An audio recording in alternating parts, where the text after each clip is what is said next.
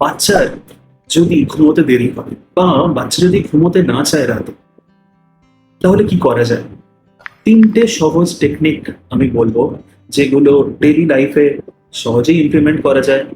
প্রথমত, একটা fix time, প্রত্যেক দিন একই সময়ে ঘুমানোর অভ্যেস করুন।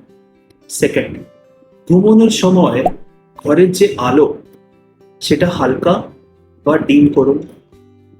3 নম্বর, ঘুমানোর 1 ঘন্টা আগে সমস্ত স্ক্রিন, মানে mobile phone, TV, tablets, everything, এইগুলো বাচ্চার থেকে দূরে রাখুন বা অফ করতে পারলে সব থেকে ভালো হয়।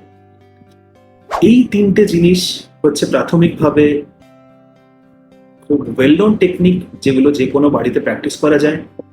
আপনি যদি বাচ্চার স্লিপ ইনিশিয়েশন বা ঘুমিয়ে পড়া নিয়ে কোনো স্পেসিফিক প্রবলেমের সম্মুখীন হচ্ছেন, তাহলে নিচে কমেন্ট করে জানান।